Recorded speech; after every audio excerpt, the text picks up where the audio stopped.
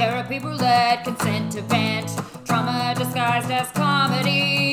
Therapy Roulette, consent event. If you don't have problems, then you're likely repressing shit and you should find a therapist who's not me. All right, welcome back to Therapy Roulette, consent event. I'm here with Amanda Day. She's a psychic medium and a Reiki healer, an intuitive psychic medium. Amanda, how are you? I know we had some technical issues in the beginning, so are you feeling a little calmer now? Yeah, I feel a lot less anxious, ironically enough. I know I'm learning how to perfect the technical stuff, but for me, it's all new, so it's been a learning curve. Yeah, understood. Where do you live? Are you in a different state than me? Yeah, I'm not sure where you are. I'm in Virginia. So actually, yeah, you're in California, Okay. right? I've been listening to you Yeah. kind of catch your vibe, so I knew what was going on when I came on. But I'm in Virginia. I was born and raised here. I lived in Idaho for like a year. I actually gave birth to my first daughter there, and then moved back swiftly after, because having kids by yourself and not no family around is extremely hard. Yeah, that's what I've heard. So Idaho, was that like a new city for you? Are you from Virginia? Yeah, we had wanted to move out west, and it's still a dream of ours. We had a family friends that live in Idaho, and they were just like, "Come on out here and stay with us for a little bit, and try to get yourself like on your 2 feet and get ready out here to move. We want to go to Oregon." So it was just like, one step closer, and then we had a kid, so it kind of pauses those side of things that we want to do, but we'll do it eventually. My kids will be Yeah. I'll be 43 when both of them are out of the house, so I'm still young then. I'm ready for my Is that when kids. they would turn 18? Yeah, well, yeah. They're probably not even going to be out of my house, but they'll be 18 adults, be able to do what they want to do, I guess. Yeah, that's funny, like, to look forward to that, like, oh, the day they leave the house. I know it's one of those things to look back on from my childhood, and I'm like, yeah, I can definitely see how my parents were super stoked for all of us to go to college and leave. I have two older brothers, so it's a different time. So you have 2 kids now, and are they really young? Yeah, I actually had my second in the middle of the pandemic. Oh my God. Yeah, he's like full of social anxiety because he's like never seen anyone. So when we go places, he sees other babies. He's like, "I'm not the only baby in this world." It's adorably confusing to him, but yeah, he's almost 9 months old, and my daughter Calliope is almost 3. Aw. Yeah, that must be so strange for the baby. Like, his life is it a boy or a girl? His name is Isaac. He's a boy. He's a boy. So he has had this very, like, once in a lifetime opportunity to bond with his family 24/7. And then I can imagine once the pandemic does end, he'll be like, what is happening? This is not what I signed up for. Yeah, exactly. He's very hesitant still around just like my family when we get around him, because he's so used to just us four, our little family, get to be together. But I'm ready for it. I know everyone's ready for it. To be able to immerse myself in culture one day. That's so, like, adorable to have that little family, and I'm sure it's hard right now, but also, like, you have that the once in a lifetime opportunity to be with them all the time. So I'm sure, like, there's great perks and a lot of, like, this is too much time with the family. Yeah, definitely. Definitely. I'm neurodivergent, and my husband's neurodivergent. So like having kids, we can only assume that they're going to be neurodivergent. And my daughter is extremely hyperactive. So being a neurodivergent parent in like a pandemic where you can't go anywhere has been incredibly, it's been rewarding, I should say, but also stressful, like really stressful. But I have had time with my kids that I probably wouldn't have had if Yeah. we didn't have this COVID. But then it's like, how much rest am I losing with my hyperactive child and my baby around me at all times? Yes, all of the sleep I am losing. One day we dream of 8-hour rest again. Yeah, it'll come maybe whenever this ends. So, on Therapy Roulette, we love to talk about therapy, and you're in couples counseling with your husband. Tell us how that's been going. How long have you been doing it? What's like the biggest perk you're getting out of it? Yeah, well, me and my husband, we've been together for 4 years. And in the beginning of our relationship, we had a lot of communication issues where we're both, I don't know if you're into astrology at all or know anything about it, but we're both Aries. We're both really big hotheads. And when we fight, sometimes it would get really elevated or just like over the smallest things. So we sought out a therapist just to help open lines of communication and allow us to establish better ways of talking to each other when we're mad at each other so that hurtful things don't come out and things that we're going to regret after the fight.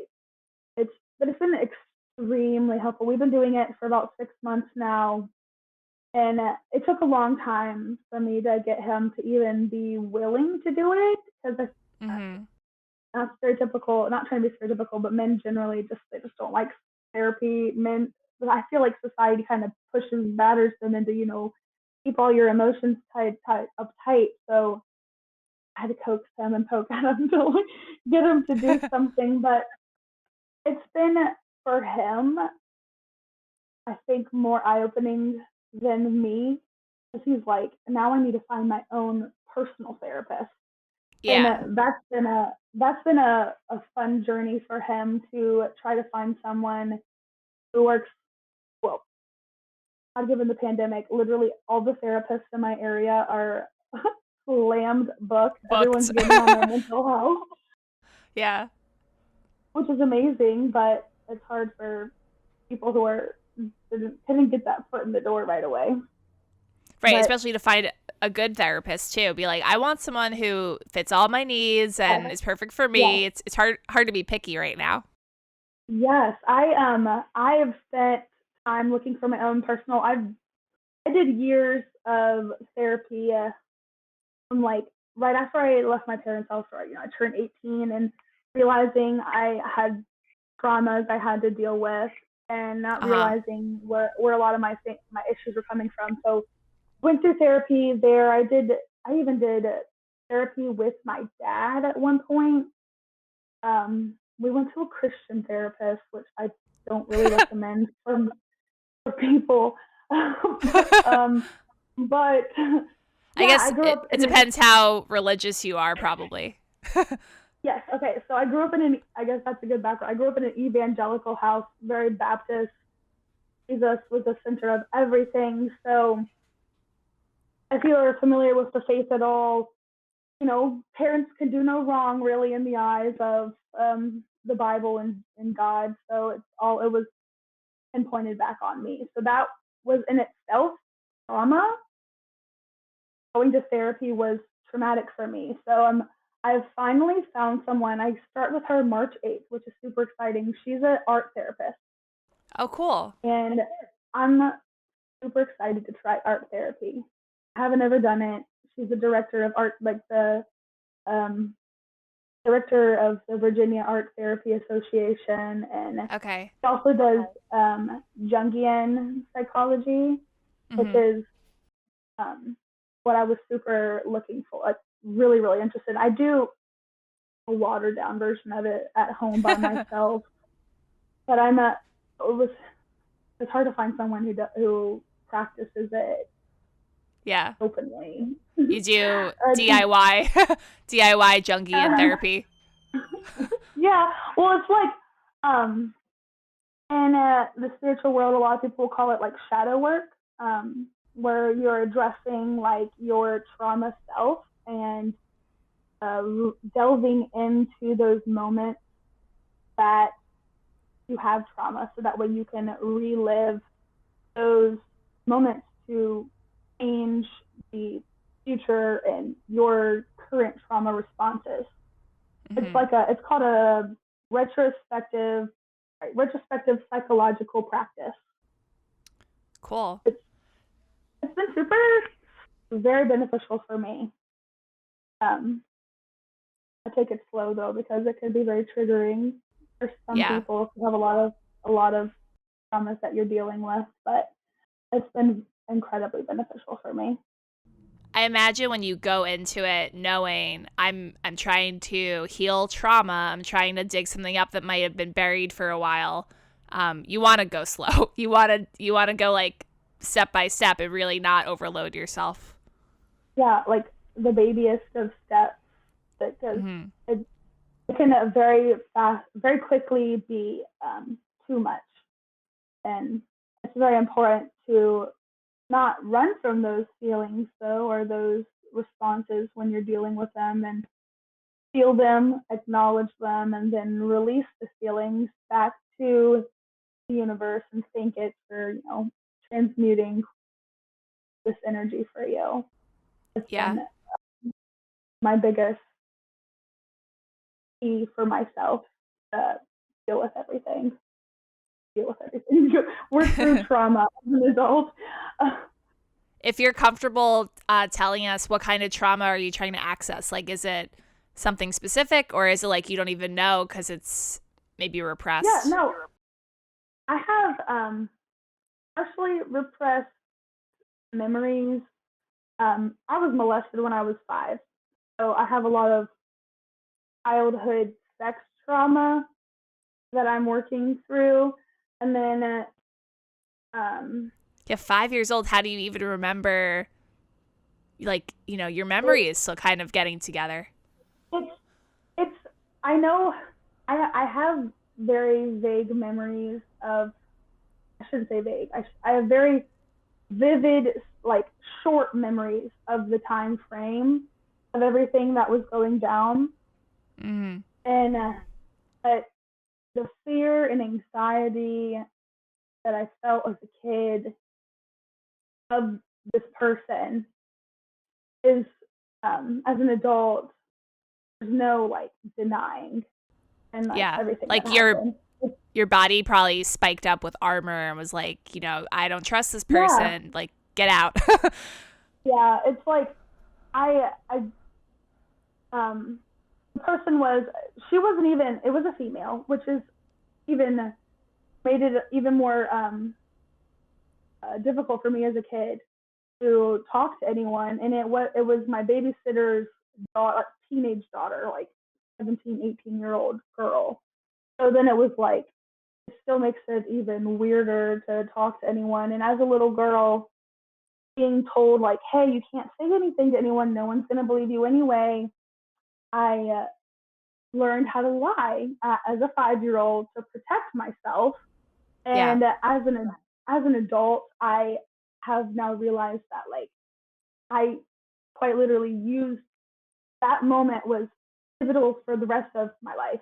I had an issue, and I'm not ashamed to say it now. I had a really big issue telling the truth to my parents growing up, in fear of their reactions and what would happen to me. So lying became my crutch because I learned it from this moment. So and that's not really a skill you want to learn so well, especially at the age of 5. So I would imagine it really like screws up a lot of stuff you're supposed to be behaviorally kind of learning. Yes, and it's been really good for me as an adult to be able to finally say things and have these conversations with my mom specifically, because growing up, lying was an issue, like we said. So she can now look back on like moments and instances where, like, okay, I can understand now how this happened and why it happened. And so that's been really good for me. That's good you're coming to the point where you can like process all of that. I'm sure it's going to be hard, but rewarding. Yeah. Slow. I'm taking it slow. It's like sometimes I think I'm done with it, and then I sit down to meditate, and Spirit's like, nope, you need to get going again. I'm like, okay. Is this the I don't first want time to. you've really, right, you want to like break it up, be like bite-sized pieces. Is this the first time you've really tried to heal that trauma?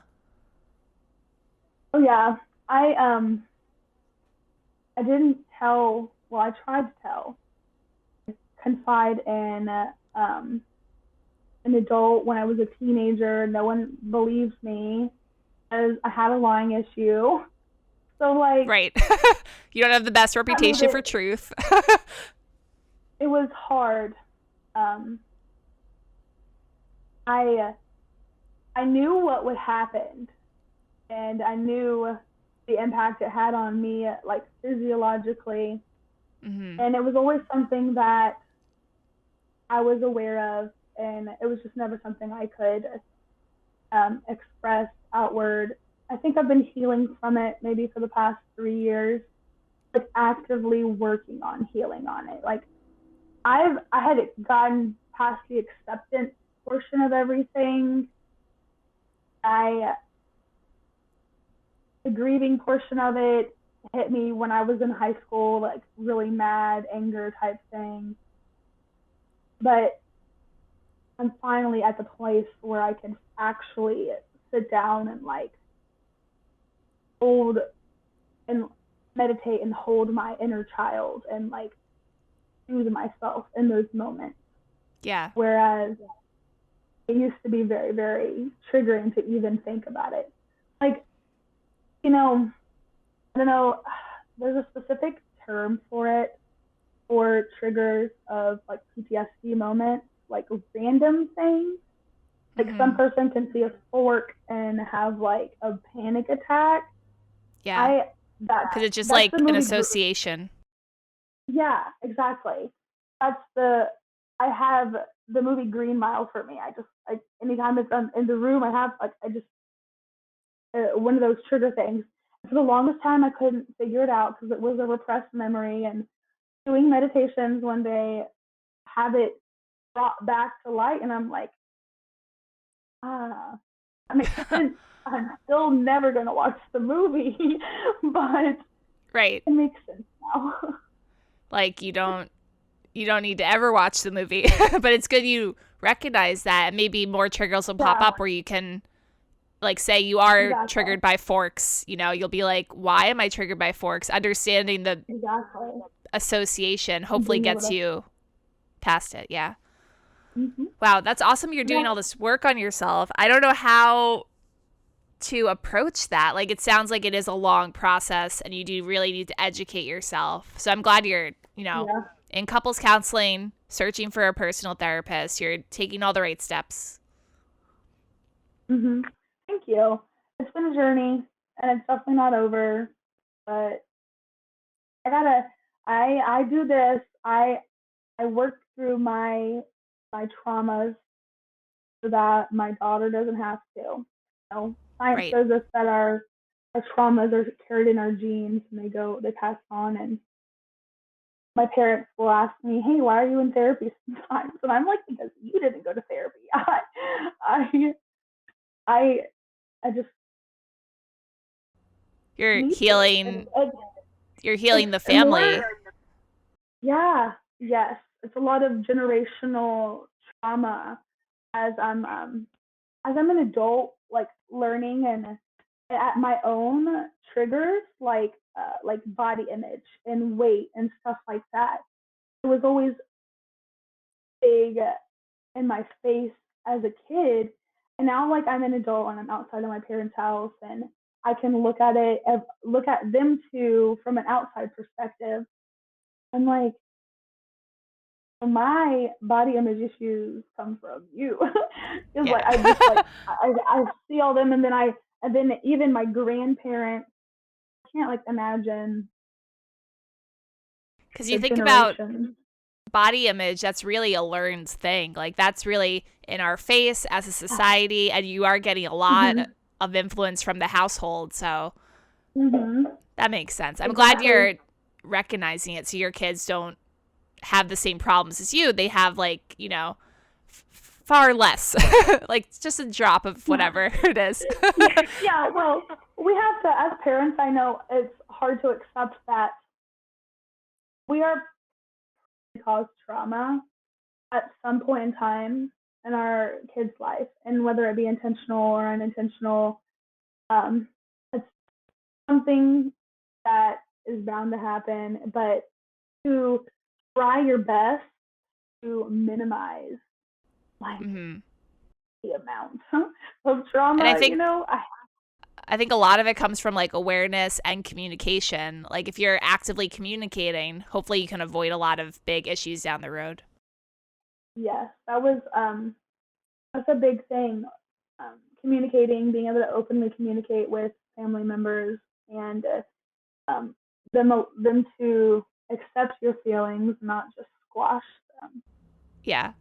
And you But, said you sought out couples counseling because of communication issues. What was a red flag for you where you were like, we should get help communicating? Like what was a problem that kept happening?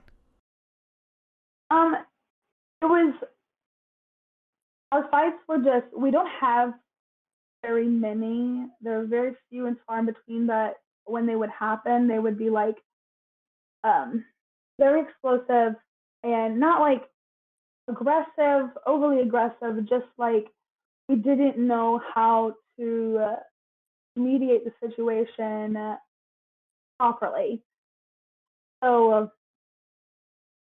we needed someone just to basically sit there and let each of us explain how we're feeling in those moments to the other person, and have the therapist quite literally tell us back in like how we can change and fix this. Whereas it's simply, for us, quite literally simply is, he walks away and says, I'm taking 15 minutes. Yeah. I will be back. I'm not leaving you in this situation. Whereas when my issue was I didn't like him leaving and not giving like a time frame, my anxiety brain starts to, get the wheels turning, and I'm like, is he ever coming back type thing. So the timeline has been very, very big. And just fixing the explosiveness. And then we had issues, which I think every couple does. Any couple has issues where someone might do more chores than the other. So it was finding my voice within my own relationship to ask and tell him what I need, instead of just assuming he was going to read my mind and my subtle cues that I like to give. Like being direct, because he needs the directness that I was lacking. That's so key for a woman trying to talk to a man. Like all the directness is key. No subtle hints will work. Oh, no subtle hints. I know. He's like my soulmate, and we were best friends before we ever got married, and we always finish each other's sentences, pretty much break each other's minds. So I was like, kind of just assuming, like in the rest of our relationship, he could just do what he was doing then. And he was like, no, you need to tell me if you want me to do this, because I don't know any other way. Your heavy sighs and glances at the trash are not my cue to get the trash. Right. Just like explicitly saying, can you take out the trash, works way better. And that's so interesting, because I started couples counseling like a month ago with my boyfriend because of like, I think we could really improve communication wise. And we act so much different with a therapist, like on the Zoom in front of us. And we are so much better at talking things out, because we're like, oh no, no, this is like clearly a trigger to make us freak out. And then this is like how you're supposed to talk. Yeah, it felt like that for me also for like the first 2 to 3 months, because I would have to be like, hey, remember, like I have to constantly pull back. And he would do the same thing, pull back like bits and pieces that we discussed in our therapy session and be like, hey, remember that you said you could do this. If I did this, now you're not doing it. So I have to talk to our therapist next time we go to therapy about this. And it's usually, it takes time. Yeah, because you're both learning it together. A change. Yeah, changes are never instant as much as we want them to be. They take time. Yeah. I'm It's glad it's worth it. working out though. Yeah, it's truly worth it. I tell all my friends that it's more so like man, I can't even think of the word now. What is the word for Preventative? preventative care? Mm-hmm. Therapy is preventative care. When we go to couples therapy for preventative work, we don't have huge issues, but like the little issues that we do have could become huge issues if we don't work on them now. Yeah. And maybe have you're a long, successful marriage. We want to fix those things. Of course. I mean, maybe I know I'm finding in my own couples therapy, like we have a lot of like our own issues that keep coming up, and like that's, you know, revealing itself in the relationship, and like that's why you have to get your own therapist. Really, both people in the couple have to, otherwise it's totally uneven. Like one person's working on themselves, one person is doing something totally different. Yes, exactly. It's that's a big part of it. It was a lot of that with our relationship in the beginning of it, where I would complain that, you know, I was like, I love you just the way you are, but, you know, these are things that you can grow. There's nothing wrong with growing as a person. And at the time, sorry, he was like, Bless you. Thank you. He's just like, I just want you to love me the way I am. I don't want to grow. I don't want to change. And that took time for him to, you know, accept that growth is good and growth is key to living a fruitful life that you want to live. You also want to be you want to be growing together. Like that's the whole point of dating, of being together.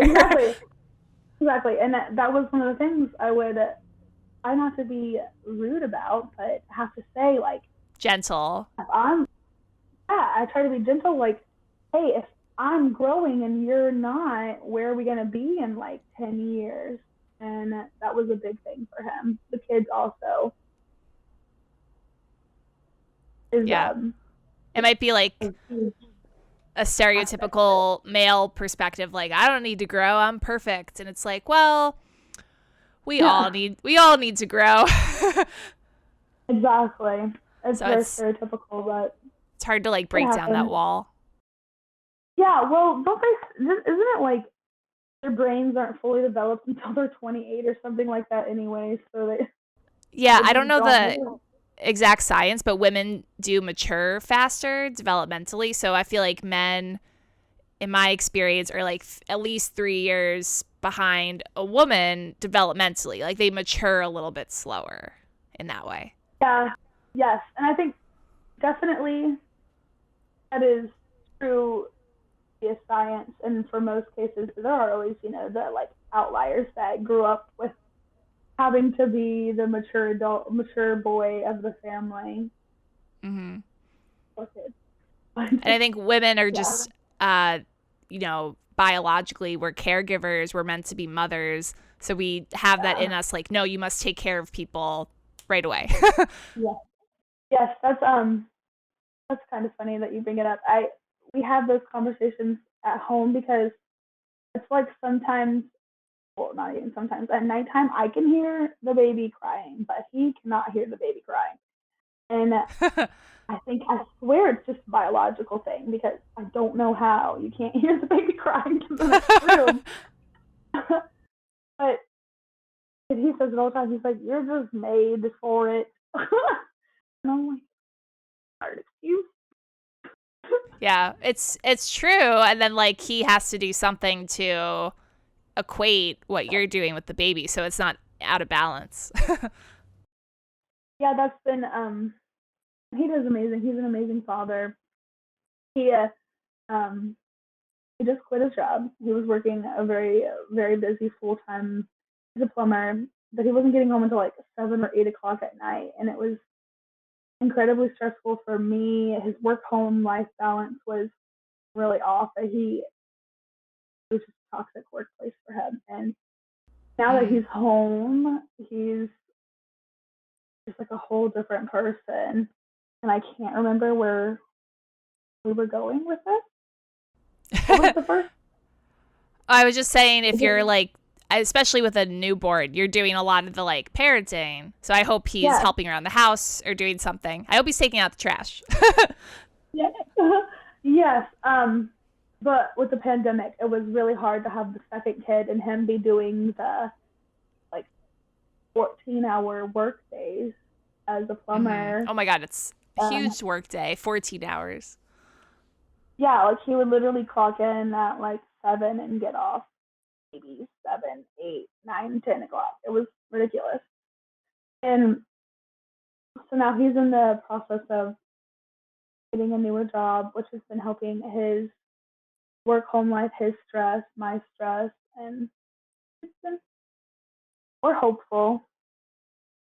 Yeah, I mean, realizing something's toxic is the first step, and then working toward a better situation is hard, and it takes time, but it's worth it. It took a lot of guts for him to stand up for himself, because it's never been an easy thing for him. I was very proud of him. While it did stress me out, he quit his job. I was very proud of him for not just ghosting it. Yeah, I guess he's learning what he needs, and he's taking steps to get there. Exactly, and I think therapy's been a big part of that. Our therapist stresses to him all the time that he has to be vocal with his needs just as much as I'm vocal with my needs. Right. And no one can read minds. You said you were a psychic medium, so maybe you can read minds. Tell us about that.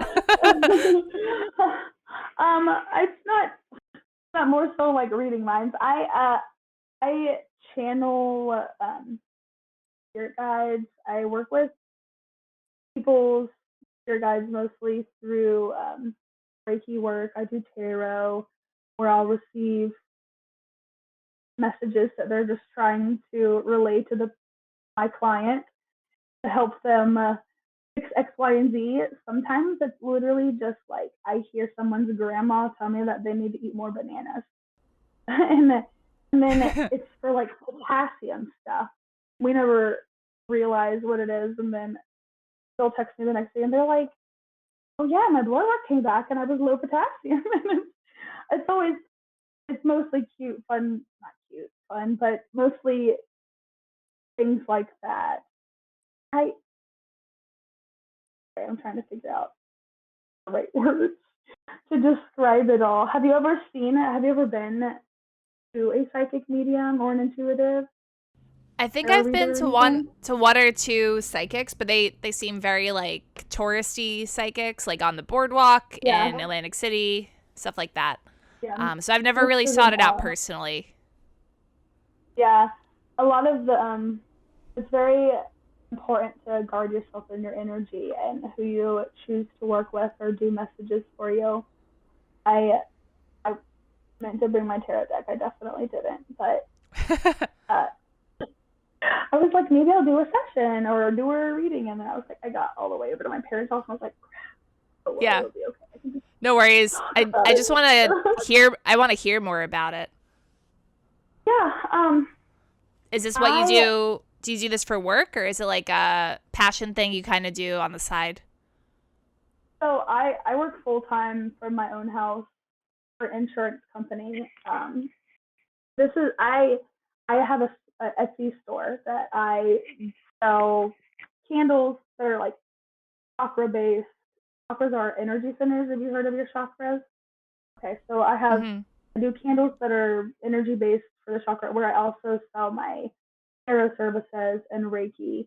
Really hard to do things over the pandemic because Reiki is where I would much rather be in the same room with someone so I can lay hands on them. It's Because it's all energy Reiki, based, right? yes.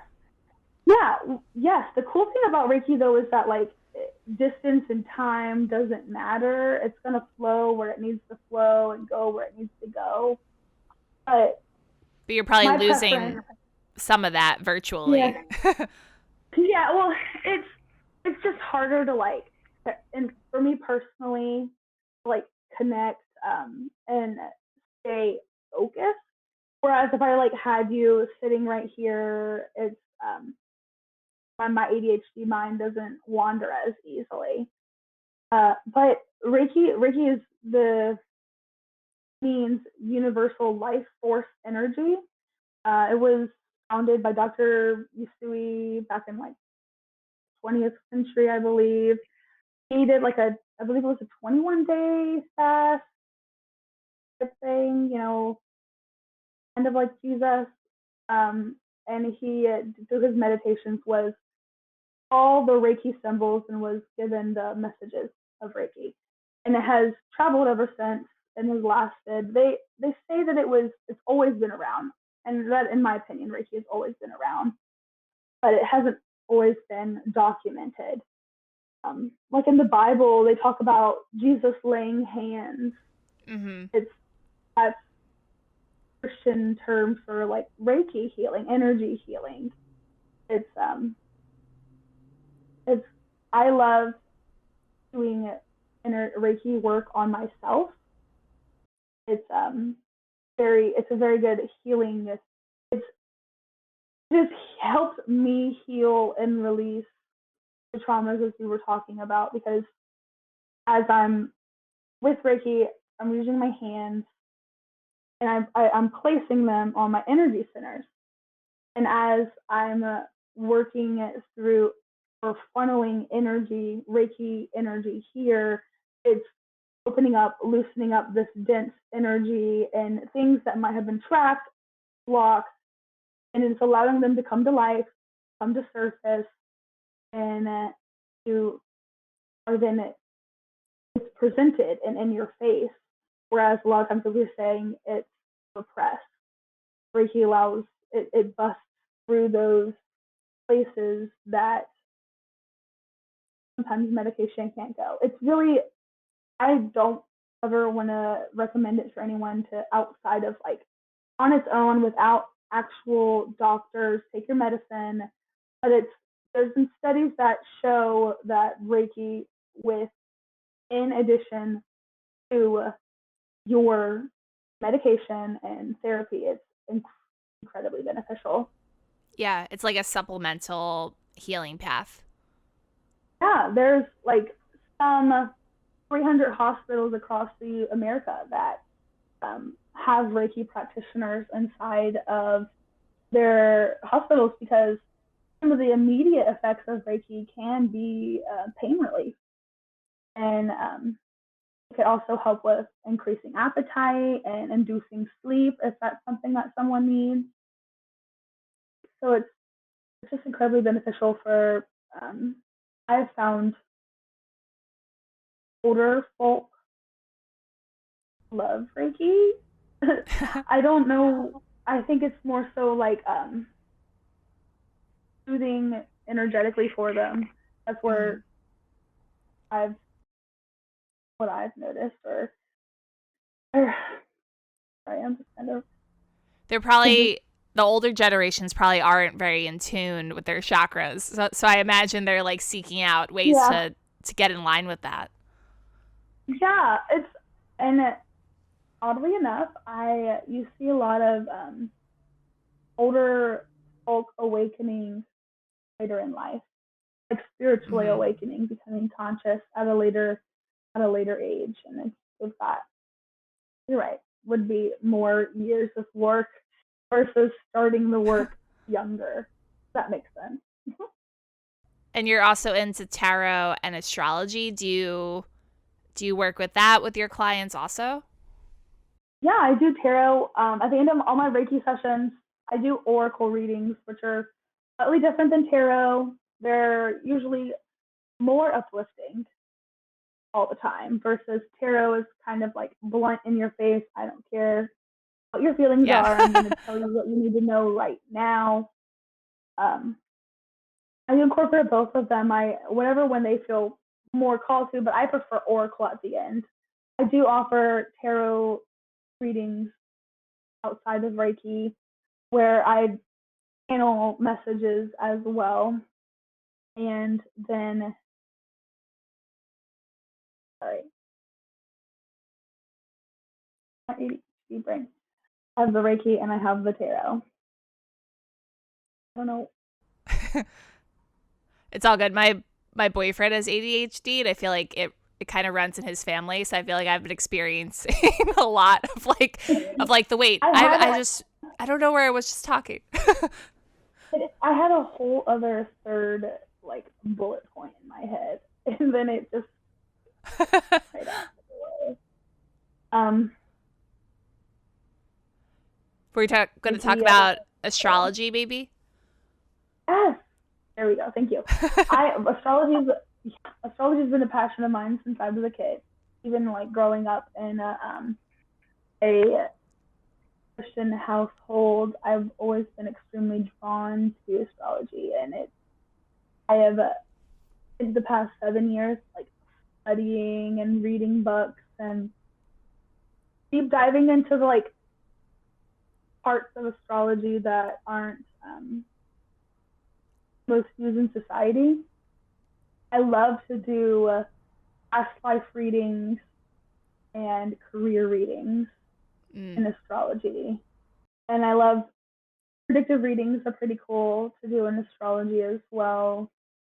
Astrology, nothing's ever really set in stone. It's just this is what's likely to happen if you keep on the trajectory that you're going. If you were to alter something, your trajectory could change. So that's something I like to tell my clients if they ever get a message and they're like, I don't know if I don't like that trajectory. And I'm like, nothing's ever set in stone with the universe. You have free will. You're able to do you're able to choose what you want to choose and do what you want to do. This is just where you're headed right now. And if you don't like that, then you can change it. And that's the point in getting the message most of the time. You're capable of. You predicted my next question, which was like, do people get upset when you tell them their readings? So you could tell them like, hey, this is not permanent. This is just an interpretation, Yeah, I don't like to do a lot of love tarot readings because of that reason. People are coming to you and they're like, hey, am I going to be with this person forever? And their spirit guides are like, no, you need to love yourself first. Oh my God, that shouldn't be allowed as a question. It's like too much pressure on the psychic. I know, exactly. But people also think that you just like you don't understand if you're not like versed in it, or it's not something you've done, or you're not an intuitive. It's like they think that you can just shuffle a deck and get a yes or no answer. And it's not like that, but I wish it was like that. Sometimes it is like that, but it's very far and few and in between. There's way too many hypotheticals in there. Like, what is forever? Like, do you know what love is? Like, even the fact you have to love telling them, love yourself first. Like, that should be the number one. Yep, exactly. It's fun I like to incorporate tarot with astrology. I've been in it thinking around ideas in my head with doing like astrology based tarot readings. And I haven't offered it yet, but I know a lot of people are super interested, like who are interested in one are usually interested in the other. Yeah. But I really would love to do more birth chart readings. It's not something that because I'm not like professionally studied, and I know some people professionally study. There's only like a few ways to even professionally study astrology, but like I think that's something that I'm still learning, of self-confidence in my own skills as an intuitive and medium. Being confident in my abilities and sharing them and offering my services. Yeah. Therapy has been imperative for finding my voice. Right. Yeah, it really helps with that. I don't know. I'm not like super into any of these things. Like I've only heard of Reiki passing. Like I talking to you is probably my most experience with Reiki healing. But I would imagine like if you build up your business and your clients and you're educating yourself, that's probably what deems you a professional. Yeah, for sure. It just takes time building up that type of clientele. It's Yeah. not the most society still, kind of sticks their tongue in the face of the thought of intuitive. So it's hard to find people who, like, you try to explain something that aren't just like, okay, you're crazy, girl. Well, do you have like a community, like do you have a community that kind of is around this, like the spirituality of it and with the nature of it that you're really trying to do, or do you find a lot of like antagonistic people who don't believe and kind of put you down? I've been able to distance myself from people who may think that way. Mm-hmm. A lot my best friends are intuitive, and I have family members, just not like immediate family, but cousins who are also, I have like support system there, and people I can go to bounce things off of, so that way I'm not like just sitting here thinking crazy most of the time. But Do you encounter people saying like, "Oh, that's so woo woo," or "That's kind of like witch doctor"? Do you ever get that? I had the woo. Sometimes, yeah. I try to find the best way to explain things to people, like scientifically based, because science and spirituality meet, and science like fully backs up consciousness, and all of. I could sit down for probably 3 hours to talk about that, but like just for example, like the Schumann Resonance.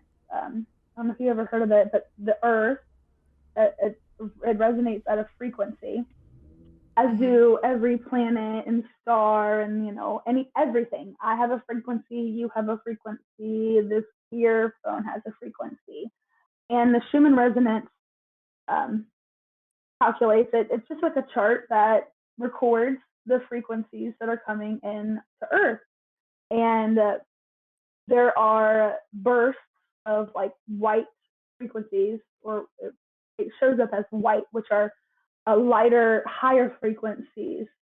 And in those times, a lot of intuitives receive messages or downloads, or it's a good time to send Reiki energy via distance, or do mass Reiki to send it for an event type thing. I I have an app on my phone that I use that was actually made specifically for Reiki practitioners, developed for them to be able to know when Earth is doing its thing and being able to utilize it to the fullest potential. So, but what's cool about that is that you can see the way that these frequencies impact you in other ways, like waking up. Like, okay, so maybe 2 nights ago we had a huge massive burst between like 1 and 2 a.m. Eastern time, and my kids were wide awake. the entire time. My kids are extremely sensitive to the to energies. And ironically, a lot of my other friends on Twitter were also having the same issues. And I was able to sort of explain Schumann Resonance to my friends. And that she replied, she was like, "Oh, is this spooky stuff?" And I was like, "No, this is just science." So what is it called? Schumann something? It's called the Schumann Resonance. Okay. And it happened in the middle of the night recently? Yeah, I mean, they happen off and on throughout all the, maybe not every single day, but they happen more frequently than not. Um, the bursts of higher energy. There's other, I mean, the graph also, it has different colors. So it's like a blue background, which is background, green, which is like Earth's natural neutral state. Easy flow energy. People tend to be, you feel fine. In the red, if the chart has more red in it, red or orange, it's more of a denser energy, heavier energy. You tend to feel more sluggish, might have issues with your depression or bouts of anxiety in those time frames. Whereas the white is a lighter, more energetic, alchemizing type thing. Mm-hmm. I feel like your friend might have called it spooky stuff just because she doesn't understand it. Like, it's just not commonly known, so it's spooky. Yeah, definitely. 9 times out of 10 people who don't know it are afraid of it, and it's because they don't know. They don't know any better, or you grow up in a household where anything that isn't one way is taught to be feared. So right, because humans love to understand everything or expect what they think is going to come. Exactly. So on the podcast, we usually spin our roulette wheel and give you a random question. I'll give you a spin. Sounds good. And I'll let you know where it lands.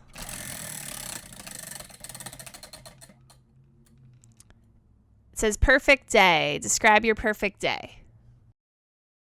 A perfect day would be packing up and going to James River State Park and hiking with the kids and probably camping overnight in a tent. And camping only with a fire, hot dogs, and s'mores. All of the I love camping. Camping, that's my favorite. That would be my happiest day. I can't wait until we can do it again. I know, that sounds nice. Does your little 3-year-old like to camp, or have you taken her camping? She hasn't ever been outdoor camping. Been to a cabin with me and my parents, but she hasn't ever done the tent roughing it camping. We are taking the kids, or taking them in May. We're going to Seneca Falls in West Virginia. Ooh. And are gonna have, it'll be fun. I'm a little nervous, but my son will be just turning 1 and she'll be 3.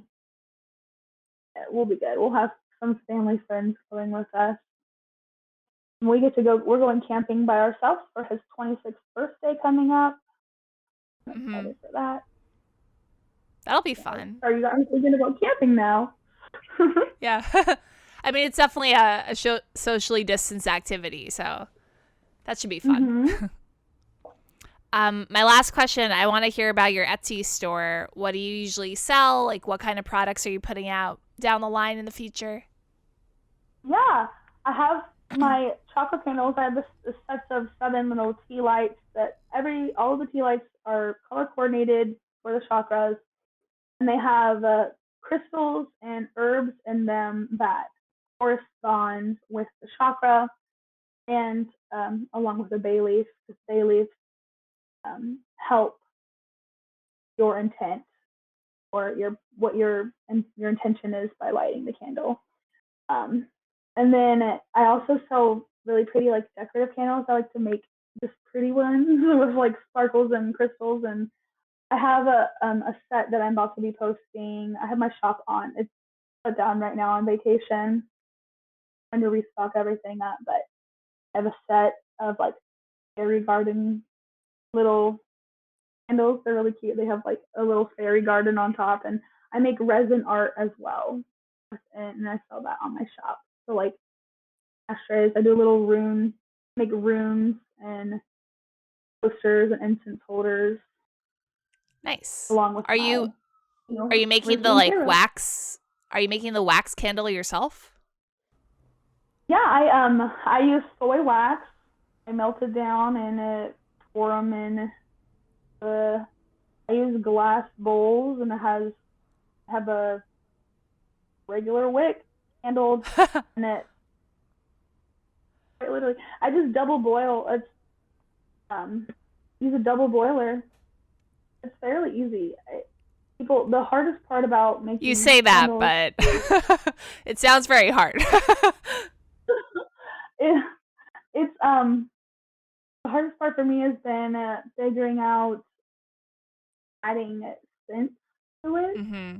because you have to have it a certain temperature for a certain amount of time, and it changes for the kind of wax and the kind of oil you're doing. And I'm like, I'll just do colors. Yeah. You don't need a scent yet.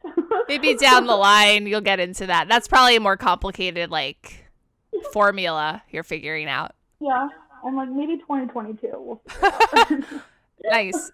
Well, Amanda, thanks so much for coming on. This has been a pleasure. Tell us where to find you online and the name of the Etsy store and anything else you want to promote. I'm sorry. Okay, my Twitter is the best place if like you're trying to do book a reading or any kind of Reiki. For now, it is my name is at AMDYCAISDAY.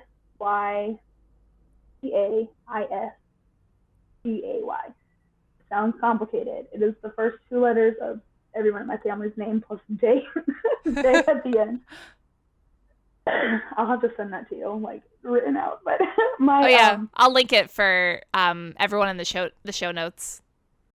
Thank you. And my Etsy shop is Sunny Days Spirit Shop, and that's, you just type that into Etsy and it'll link you right into it. Okay, cool. Well, thank you again. I hope the healing continues for you. Yeah, thank you. I enjoyed myself.